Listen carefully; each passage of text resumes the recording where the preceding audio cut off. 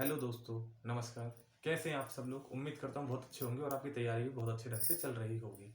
मैं आनंद दुबे स्वागत करता हूँ आपके अपने यूट्यूब चैनल एके पाठशाला में। जैसा कि आपको पता है, मैंने आपको बताया था कि इसमें मैं आपको हिंदी के काफ़ी चीज़ें करवाऊँगा। तो हिंदी को ही आगे करते हैं, बल्कि हिंदी पूरी ही करवाऊँगा, साहित्य हिंदी भी और ग्रामर भी, मतलब व्याकरण भी। लिटरेचर और व्याकरण दोनों हिंदी के पोर्शन में आपको करवाऊँगा इसमें, और जीके की भी कुछ ट्रिक्स देता रहा करूँगा। और बाकी मैं अपने दूसरे चैनल पे वर्क कर रहा हूँ, उस पे भी मैं आपको देता रहूँगा। तो उम्मीद करता हूँ आप सब लोग बहुत अच्छे होंगे और शारीरिक रूप से भी स्वस्थ होंगे, आपकी तैयारी बहुत अच्छे ढंग से चल रही होगी। चलिए दोस्तों, आज हम स्टार्ट करते हैं अपने नए टॉपिक को, हिंदी के दूसरे टॉपिक को। पिछला टॉपिक मैंने संज्ञा दिया था, आप लोगों का अपार प्यार देख के मेरे को बड़ा अच्छा लगा, आप लोगों की खूब समझ में भी आ रहा है, मैंने देखा, और काफी सारे कमेंट लाइक देखे।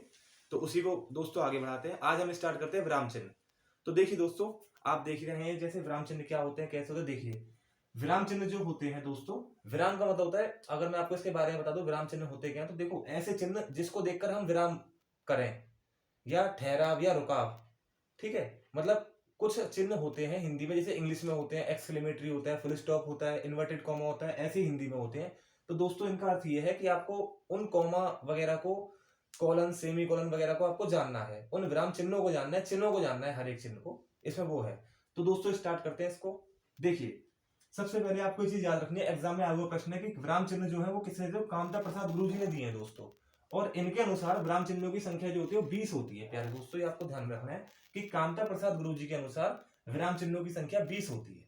ठीक है, अब इसके आगे स्टार्ट करते हैं अपना नया टॉपिक, मतलब नया स्टेटमेंट। सबसे पहले आता है दोस्तों पूर्ण विराम।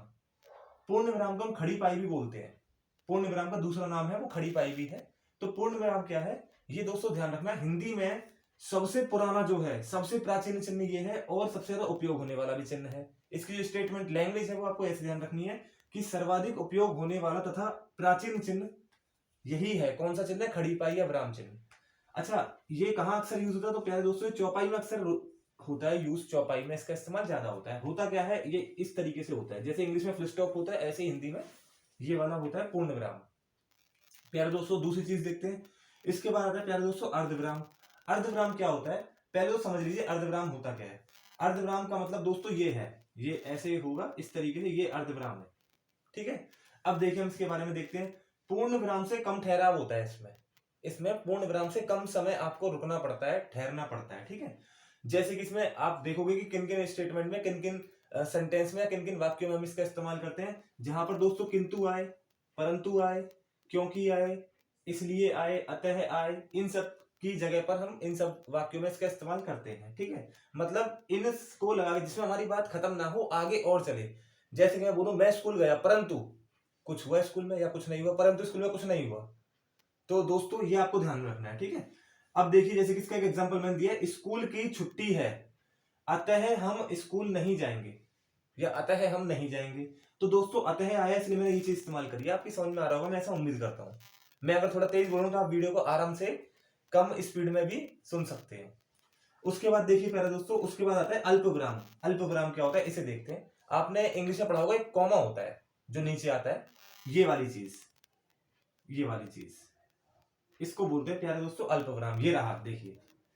तो ये क्या होता है, ध्यान से समझना। जब एक ही वाक्य में दो तीन चीजें आपको दी हो, उनमें से कोई एक पसंद करनी हो, या दो पसंद करनी हो, या कुछ भी पसंद करना हो, मतलब एक ही वाक्य में दो तीन या उससे अधिक चीजों के बारे में जिक्र हो, तब हम इसका इस्तेमाल करते हैं। ठीक है, अब देखिए जैसे कि मैं, एग्जाम्पल सुनना, मैं चाय, कॉफी, नमकीन, और इसके बाद हमें और लगाना होता है, ध्यान रखना। मतलब मेरा कहने का ये है, हम हर बार ये नहीं लगा सकते हैं, हम लगाते हैं तब तक जब तक हमारे पास आखिरी स्टेटमेंट ना हो। अब इसमें हमें आखिरी सेंटेंस में आखिरी वर्ड मिला है पानी, तो पानी से पहले तो मुझे और लगाना पड़ेगा, लेकिन उससे पहले ये लगातार तीन शब्द जो मिले, इनसे पहले मुझे कॉमा लगाना पड़ेगा। जैसे कि मैं आपसे बोलूं कि मैंने खाना खाया, खाने में रोटी खाई, सब्जी खाई, रायता खाया, तो आप समझ रहे हैं कि हाँ भाई इसमें कॉमा लगेगा।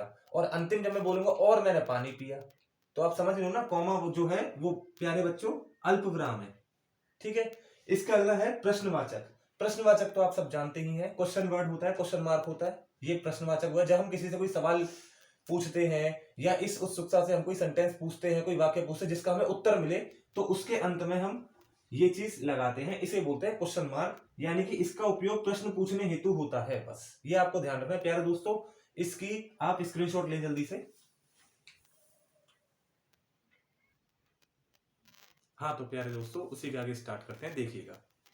अब आते हैं आगे, आश्चर्य या विस्मयबोधक। मतलब जो आप इंग्लिश में एक्सक्लेमेटरी साइन पढ़ते हैं प्यारे दोस्तों, वो है ये। ठीक है, इसमें क्या होता है, किसी बात को लेके आश्चर्य हो आपको, उसके लिए हम ये साइन इस्तेमाल करते हैं। जैसे कि मैं बोल दूं हे, अरे, या कोई शोक, उल्लास, हर्ष, ओहो, ये सब जताने के लिए हम साइन का इस्तेमाल करते हैं। जैसे कि मैं बोलूं, अरे तुमने ये क्या किया, किसी चीज को देख के मैं एकदम से शॉक्ड रह गया, हे राम ये क्या हुआ, तो हे राम के बाद आपको ये साइन लगाना पड़ेगा। समझ रहे होंगे आप, इसमें मैंने किसी डाल के सीधे छोड़ दिया, ऐसे बहुत सारे वर्ड्स होते हैं, हे राम भी आप इसमें ऐड कर सकते हैं। ठीक है प्यारे दोस्तों, आगे बढ़ते हैं। उद्धरण चिन्ह, उद्धरण चिन्ह जो आपने पढ़ा होगा एक तरीके से, या तो इन्वर्टेड कॉमा आप कह सकते हैं, या सिंबल ये होता है। इसमें क्या होता है, किसी भी वाक्य को किसी व्यक्ति या किसी वस्तु या किसी भी चीज के द्वारा बोला जाए तो हम एज इट इज सेम का सेम हम वही वाक्य उसको रिपीट कर दें। जैसे कि किसी और के वाक्य को ज्यों का त्यों मतलब जैसा है वैसा कहने के लिए हम इस साइन का हम इस्तेमाल करते हैं। जैसे कि बोलूंगा मैं, देखो एग्जांपल दे रहा हूं, जैसे कि देखिए, राम ने कहा मैं स्कूल जाऊंगा, तो यहाँ मैं राम के लिए इस्तेमाल हो रहा है, मतलब राम ने बोला है कि मैं स्कूल जाऊंगा तो मैंने ये लगाया। लेकिन अगर मैं इसको चेंज करूंगा, तो आपने इंग्लिश में पढ़ेंगे डायरेक्ट इनडायरेक्ट, तो अब मैं इसको चेंज करूंगा, तो मैं अगर इसको चेंज करूंगा तो ये बोलूंगा राम ने कहा मैं वह स्कूल जाएगा, है ना। तो मैंने ये सेम एज इट इज बोलने के लिए कि मैं स्कूल जाऊंगा, मैं का मतलब है खुद राम से, तो ये इसीलिए मैंने ये वाला साइन लगाया। मेरे को उम्मीद है प्यारे दोस्तों आपको समझ में आ रहा होगा। इसके आगे बढ़ते हैं, योजक चिन्ह। योजक चिन्ह को हम प्यारे दोस्तों क्या बोलते हैं, योजक चिन्ह को हम समासिक चिन्ह भी बोलते हैं। ऐसा क्यों है, ऐसा इसीलिए क्योंकि ये छोटा सा जो माइनस लगाते हैं, छोटा सा माइनस जैसा साइन, वो यही होता है। अब इसको देखते हैं, ये क्या होता है, दो शब्दों के लिए, मतलब दो शब्दों को जोड़ने के लिए इस्तेमाल किया जाता है। जैसे कि आपको एग्जांपल दिया जाए सीताराम, तो सीताराम, ठीक है, या माता पिता, मैं अपने माता पिता के साथ रहता हूं, तो माता पिता में जो ये वाला सिंबल लगाया है ये योजक चिन्ह है, मतलब योजक का मतलब ये जोड़ना। ठीक है, राधे श्याम, ठीक है। तो उम्मीद करता हूं प्यारे दोस्तों आपको समझ में आ रहा होगा। उसके बाद देखिए निर्देशक चिन्ह, किसी चीज के इंस्ट्रक्शन देने के लिए हम निर्देशक चिन्ह का इस्तेमाल करते हैं। ये क्या होता है प्यारे दोस्तों, योजक चिन्ह से थोड़ा सा बड़ा होता है, मतलब माइनस जैसा योजक चिन्ह है, उसको अगर मैं बड़ा कर दें तो ये बन जाएगा निर्देशक चिन्ह। निर्देशक चिन्ह का मतलब क्या होता है, ये संवाद की सूची के लिए उपयोग किया जाता है। मतलब हमने कोई हेडिंग डाली, उसके बाद हमें उसके बारे में कुछ बोलना है। संवाद की सूची का मतलब ये उसके बारे में कुछ बोलना है। जैसे कि मैंने बोल दिया आकाश, अब आकाश के बारे में बोलूंगा कि ये बहुत काला है, ये बहुत लंबा है, ये बहुत पतला है, तो हम प्यारे दोस्तों इसके लिए हम कौन सा चिन्ह लगाएंगे, निर्देशक चिन्ह। उसी के आगे अगला आता है कोष्ठक। कोष्ठक प्यारे दोस्तों मैथ में तो तीन तरीके के होते हैं, स्मॉल ब्रैकेट, बिग ब्रैकेट और करली ब्रैकेट, यानी कि छोटा कोष्ठक, बड़ा कोष्ठक और मंझला कोष्ठक। लेकिन हिंदी में एक ही प्रकार का कोष्ठक होता है। हालांकि कुछ लोग ये भी लगाए थे ये वाला, लेकिन प्यारे दोस्तों ये हमारे विराम चिन्हों में है नहीं, अब लगा देते तो कोई बात नहीं, लेकिन ये है नहीं एक्चुअली इसका पार्ट। ठीक है, तो प्यारे दोस्तों इसी के आगे अगर हम बढ़े तो आगे देखिएगा, इसमें क्या है कोष्ठक ये वाला, ये क्या होता है, एक ही व्यक्ति या वस्तु के उपनाम जिसको हम बोलते हैं, दो तीन नाम हो तो हम इनका इस्तेमाल कर लेते हैं, या मुख्य सामग्री के लिए इस्तेमाल करने के लिए हम इसका यूज करते हैं। जैसे कि देखिए मैंने यहाँ पे जगह ना होने के कारण मैंने इसका कोई एग्जाम्पल नहीं दिया है। ठीक है, जैसे कि मैं बोल दूं आकाश स्कूल, उसके बाद मैंने लगा दिया कोष्ठक, विद्यालय जाता है, तो आपको ये चीज मालूम पड़ेगी कि स्कूल और विद्यालय दोनों एक ही तो चीज है। जैसे मैंने बोल दिया आकाश स्कूल और मैंने ब्रैकेट लगा के बोल दिया विद्यालय। ठीक है, तो आपको मैं उम्मीद कर रहा हूं आपको समझाता हूँ, मतलब स्कूल और विद्यालय एक ही तो चीज है, तभी तो मैंने ये काम किया। तो आकाश स्कूल विद्यालय जाता है, उस जगह पर हम ये काम करते हैं। या फिर इसका दूसरा उपयोग क्या है, मुख्य सामग्री। मुख्य सामग्री का मतलब क्या है, मैंने इसके लिए एग्जाम्पल दिया है आपको, देखिए जैसे कि आवर्त सारणी में 118 तत्व होते हैं जो भी है। अब 118 तत्व का मतलब क्या है, 118 में भी 80 धातु है और 38 उपधातु है। तो इस चीज को जब मैं और ज्यादा क्लासिफाई करूंगा, मतलब थोड़ा और ब्रॉड में बताऊंगा, तब भी मैं यही काम करूंगा। मतलब मुख्य सामग्री यही है, तो मुख्य सामग्री को दिखाने के लिए, मतलब इसका भी क्लासिफिकेशन के लिए मैं इस चीज को बताता हूं, तो मैं कोष्ठक का इस्तेमाल करूंगा। तो प्यारे दोस्तों इसका भी स्क्रीनशॉट ले लीजिए। हाँ तो प्यारे दोस्तों उसी के आगे स्टार्ट करते हैं। आप भी ये सोचते हो कि वीडियो बार बार रुक रुक के चलती है, एक्चुअली हमारे पास दोस्तों अभी इतने संसाधन नहीं है, तो जितने भी हैं हम उनका ही उपयोग करके जितना हम आपके लिए कर सकते हैं हम वो सब कर रहे हैं। चलिए दोस्तों उसके आगे बढ़ते हैं। देखिए एक होता है हंसपद या त्रुटि बोधक। आपने बच्चों ने पढ़ा होगा कि हमसे कोई गलती से हमसे कुछ छूट गया है, तो हम उसमें ये या ये लगा के ऐसे साइन लगा के हम उसको लिख सकते हैं। अभी आपको एग्जांपल में समझ में आएगा। जैसे देखिए गलती से छूटे हुए को लिखने हेतु हम इसका उपयोग करते हैं इन सिंबल्स का। ठीक है, हंसपद या त्रुटि बोधक पद का। ठीक है, तो आपको क्या देखना है, जैसे कि मैं बोलूं हम गए, तो गए के पीछे आपको लगाना कि कुछ छूट गया, तो क्या छूट गया, हम स्कूल गए। या मैं बोल दूं हम खेलने गए, तो हम इस तरीके से भी हम इसको लगा सकते हैं नीचे की तरफ से, मतलब ये। ठीक है, हम ये भी कर सकते हैं, या फिर हम इसको उल्टा ऊपर की तरफ भी कर सकते हैं। जैसे देखो हम घूमने आगरा गए, तो आगरा लिखना मैं भूल गया मान लो, तो मैं ये वाला साइन लगाऊंगा। ये बचपन में आप सबको पढ़ा होगा आपने उसको, अब हम डीपली अब हम अब पढ़ रहे हैं। ठीक है, उसके आगे आते हैं दोस्तों रेखांकित चिन्ह। रेखांकित चिन्ह का मतलब ही क्या है कि देखो किसी भी वस्तु पे, व्यक्ति पे, किसी भी कार्य पे हम गहरा प्रभाव डालें, और गहरा प्रभाव हम बोल के तो डाल सकते हैं, लेकिन लिख के कैसे दिखाएं उसको, तो हम क्या करेंगे, उसको या तो हाईलाइट कर देंगे या उसको अंडरलाइन कर देंगे। हाईलाइट या अंडरलाइन मतलब हम उसके नीचे ना इस तरीके से रेखा लगा देंगे। तो जैसे हम रेखा लगा देंगे तो इससे एक चीज समझ में आ जाएगी कि हाँ हम इस चीज पे फोकस करना चाह रहे हैं। जैसे कि एग्जांपल में लिखा है कि हमें माता पिता का सदैव आदर करना चाहिए। जो जो मैंने आदर को, मैंने ये चीज जो की है, ये वाली चीज, ये प्यारे दोस्तों मैंने अंडरलाइन या हाईलाइट की है, इसी को बोलते हैं रेखांकित चिन्ह।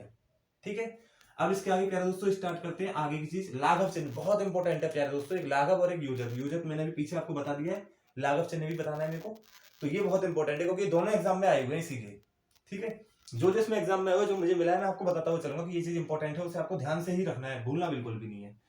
देखो प्यारे दोस्तों, इसमें क्या है, संक्षिप्त रूप हेतु हम इस चिन्ह का इस्तेमाल करते हैं। मतलब क्या है, देखो आपने देखा होगा कि हम जैसे कि ये चीज कर देते हैं इस तरीके से, जैसे मैंने लिखा भारतीय सेना, तो भारतीय सेना के आगे जो मैंने ये डॉट डॉट डाल के छोड़ दिया ना, इसका मतलब ये है कि मैंने शॉर्टकट फॉर्म में लिखा है।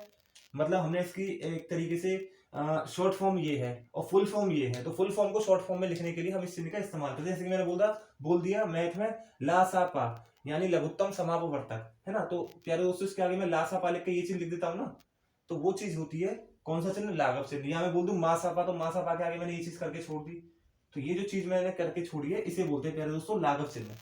अब देखिए आगे बढ़ते हैं, विवरण चिन्ह। नाम से पता लग रहा है, किसी वस्तु का विवरण देने के लिए, यानी कि उसके संक्षिप्त रूप से उसको लिखने के लिए, विस्तार पूर्वक उसको लिखने के लिए हम इसका इस्तेमाल करते हैं। जैसे कि मैं इसका एक छोटा सा एग्जांपल आपको बताना चाहूंगा। जैसे कि विवरण चिन्ह में मैंने बोल दिया अंतरिक्ष, अंतरिक्ष मैंने बोल दिया, तो अंतरिक्ष के बाद में इस तरीके से कुछ करूंगा, ठीक है, इस तरीके से। तो उसके बाद में अंतरिक्ष के बारे में लिखूंगा कि अंतरिक्ष में 8 ग्रह होते हैं, सबसे पहला ग्रह ये है, सबसे उसके बाद ये आता है, उसका रहता है सबसे बड़ा ग्रह ये है, सबसे छोटा ग्रह ये है, हरा ग्रह ये है, पीला ग्रह ये है, ठीक है, नीला ग्रह ये है, ये सब बताऊंगा, हरा तो खैर शायद, ठीक है। तो आपको समझ में आ गया होगा दोस्तों, ठीक है। अब इसके आगे देखिए लोप चिन्ह। लोप चिन्ह क्या होता है, तो इसे देखना है प्यारे दोस्तों। लोप चिन्ह का मतलब है, हम जो बचपन में फिल इन द ब्लैंक्स करते थे, फिल इन द ब्लैंक्स में लिखा भी हुआ है, यानी फिलअप्स जो भरते थे वो हम लोप चिन्हों की सहायता से भरते थे, यानी कि कुछ अंश छोड़कर लिखने हेतु इसका इस्तेमाल किया जाता है। जैसे कि मैं बोल दूं राम ने डैश खाया, तो मैंने जो डैश बना रखा है ना, ये चीज, ये प्यारे दोस्तों यही है लोप चिन्ह, यानी कि जो मैंने फिल इन द ब्लैंक्स छोड़ा ये लोप चिन्ह है।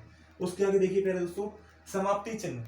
समाप्ति चिन्ह किसी भी गद्यांश, पद्यांश, कुछ भी हो, उसको समाप्त करने के बाद, कोई निबंध के बाद, कुछ भी चीज आपके पास हो, पाठ वगैरह, उसको समाप्त करने के बाद कुछ चिन्ह दिखाई देते हैं, या तो इस तरीके से होंगे ये वाली चीज, या इस तरीके से स्टार बना होगा, या इस तरीके से होंगे, तो ये प्यारे दोस्तों समाप्ति चिन्ह कहलाते हैं। चलिए आप इसका भी जल्दी से स्क्रीनशॉट ले लीजिए। हाँ तो प्यारे दोस्तों इसी को आगे स्टार्ट करते हैं। अब देखिए तुल्यता सूचक। तुल्यता सूचक का मतलब ये है, बराबर का साइन जो आप मैथमेटिक्स में इक्वल्स टू पढ़ते हैं वो यही है। मतलब किसी भी दो वस्तु व्यक्तियों में तुलना करने हेतु, जैसे कि हम बोलते हैं राम और श्याम बराबर नहीं है, तो कोई छोटा कोई बड़ा होगा, तो उसके लिए हम इस चीज का इस्तेमाल करते हैं। लेकिन अगर हम ये बोले कि ये दोनों बराबर है, जैसे राम की उम्र मान लो 10 साल है और श्याम भी 10 साल का है, तो हम तभी तो इक्वल करेंगे। तो इक्वल का मतलब यही है कि हम उसके बारे में बता रहे हैं। अच्छा प्यारे दोस्तों आपको ये याद रखने योग्य चीजें हैं, क्योंकि ये अभी तक एग्जाम में ज्यादा पूछी नहीं गई है और इसके बारे में ज्यादा डिस्क्रिमिनेशन आपको चाहिए भी नहीं, डिस्क्रिमिनेशन तो एक्सप्लेनेशन इसको बोलते हैं। पाद बिंदु चिन्ह, इसका मतलब ये इस तरीके का होता है। इसमें भी प्यारे दोस्तों विस्तार ही आप बोल सकते हो कि ठीक है किसी के बारे में बताना है आपको। टीका सूचक चिन्ह, उसमें भी प्यारे दोस्तों इस तरीके का होता है काम, ठीक है, यानी कि हम किसी चीज को एक तरीके से हम उसको सॉल्व या खत्म करना चाह रहे हैं तो टीका सूचक चिन्ह का इस्तेमाल कर देंगे, ठीक है। अब आते हैं प्यारे दोस्तों, एक होता है उपविराम, ये इंपॉर्टेंट है, इसको हम अपूर्ण विराम भी बोलते हैं। इसका मतलब दूसरा नाम अपूर्ण विराम है। अभी मैंने बताया ना ब्रैकेट में अगर मैं लिख दूंगा, कोष्टक में लिख दूंगा, इसका मतलब उसी का दूसरा नाम होगा, या फिर ये उसके बारे में और ज्यादा क्लासिफिकेशन या आपको वर्गीकरण करने की आवश्यकता हो तब आप इसका इस्तेमाल करते हैं, ठीक है। तो देखिए प्यारे दोस्तों उपविराम या अपूर्ण विराम, इसमें क्या होता है, जिज्ञासा बनी रहे कि आगे क्या होगा, ठीक है, कि आगे क्या होगा, इस चीज की जिज्ञासा बनी है, तब हम इस चिन्ह को इस्तेमाल करते हैं। जैसे कि मैं आपसे बोल दूं मैंने कहा था कि, अब आपको आगे जानना है कि मैंने क्या कहा था, जिज्ञासा बनी हुई है सेंटेंस में, तो अब इसमें आगे मैं बोलूंगा कि हाँ आप ये नहीं कर सकते हो। जैसे कि मैंने कहा था कि ऐसा होगा, तो आप ये कह रहे हो कि कहा था कि के बाद कोई तो बात होगी, वो यहाँ है, ठीक है। अब देखिए प्यारे दोस्तों दीर्घ उच्चारण चिन्ह, आपको मैंने इससे पीछे वर्णमाला कराई थी, वर्णमाला में मैंने आपको प्लुत स्वर बताया था। प्लुत स्वर, प्लुत स्वर क्या होता है, प्लुत स्वर, तो प्लुत स्वर जो होता है वो यही होता है। जैसे कि मैंने एग्जांपल में आपको बोला था कि राम लिखना है आपको, तो राम में हम कई बार क्या करते हैं, ऐसे कर देते हैं, तो ये जो हमने 3 सिंबल लगाए ना, ये हमने प्लुत स्वर लगाए हैं। जैसे कि मैंने बोला था आपको एग्जांपल में एक और था ओम, सॉरी, ऐसे करके। तो ये जो सिंबल है ये प्लुत स्वर कहलाएंगे, यानी कि दीर्घ उच्चारण के सिंबल है दोस्तों, इस तरीके का। ठीक है, उम्मीद करता हूं आपको समझ में आ रहा होगा। आगे देखिए अनुवृत्ति चिन्ह। अनुवृत्ति चिन्ह आपने इस तरीके का देखा होगा। इसका मतलब ये होता है कि ऊपर का जो वाक्य है उसका ज्यों का त्यों उतारना है। जैसे कि मैं बोल दूं राम स्कूल जाता है,